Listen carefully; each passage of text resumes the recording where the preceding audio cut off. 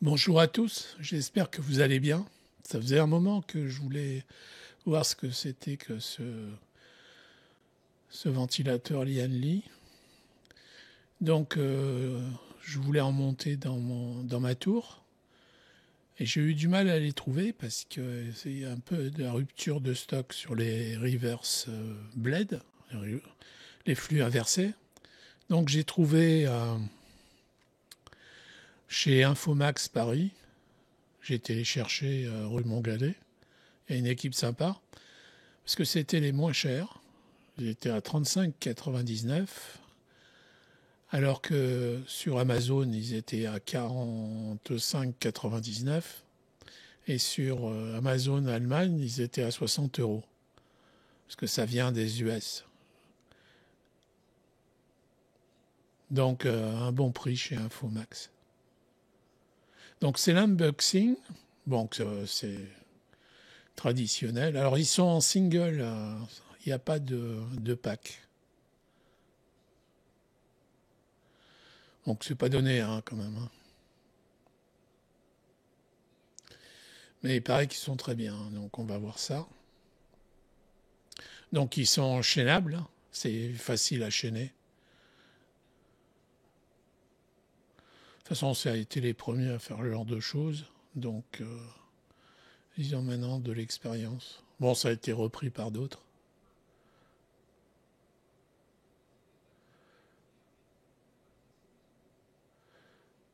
Bon, ils ont chacun leur système, hein.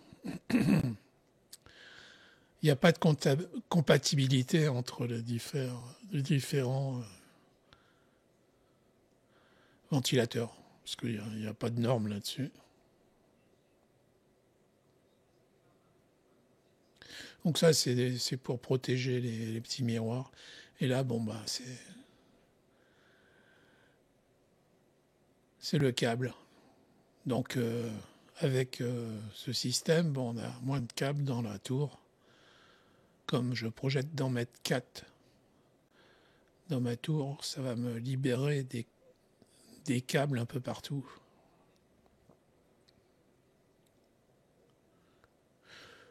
Donc, il fait costaud, on verra bien dans le temps, hein.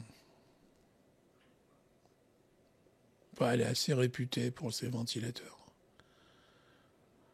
Ses IO, etc. Puis ses boîtiers. Cette marque.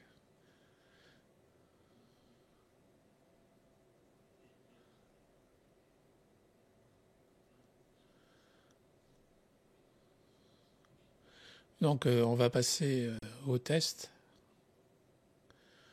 Donc, je l'ai mis sur mon petit banc. Puis j'ai pris des mesures de souffle, d'airflow, et de bruit de son. Et après, on va le comparer à mon ventilateur étalon pour étalonner, qui est l'Arctic 120 mm RGB. On fera un comparatif. Ça vous donnera des idées. Donc c'est des tests empiriques, hein. Et là, c'est gonflage du sac. Donc à basse vitesse, il souffle, hein.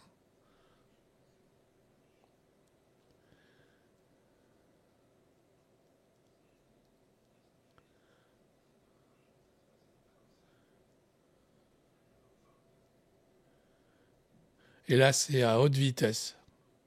Donc il monte jusqu'à 3100 tours. C'est un des plus qui avait plus de tours de ceux que j'ai testés. Donc ça donne un sacré souffle, hein. C'est le plus puissant que j'ai testé jusqu'à présent.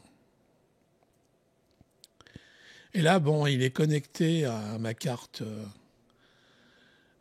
mère pour la RGB. C'est Amaury Crête, Aurasync de Asus.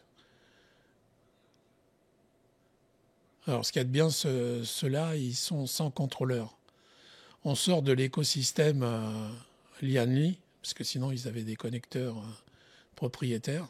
Donc là, c'est un plus.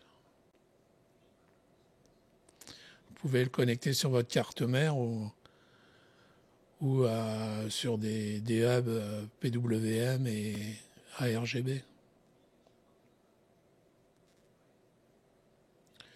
Donc très bien, esthétiquement ils sont très jolis.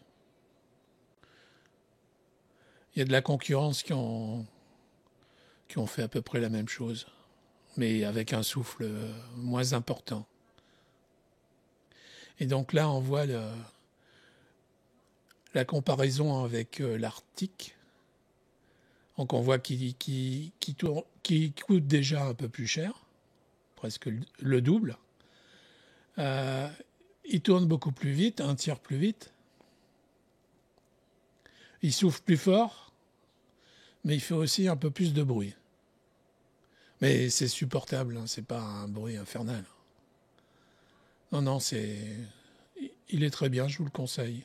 Bon, il n'y a que le prix qui est un peu cher, qui est cher.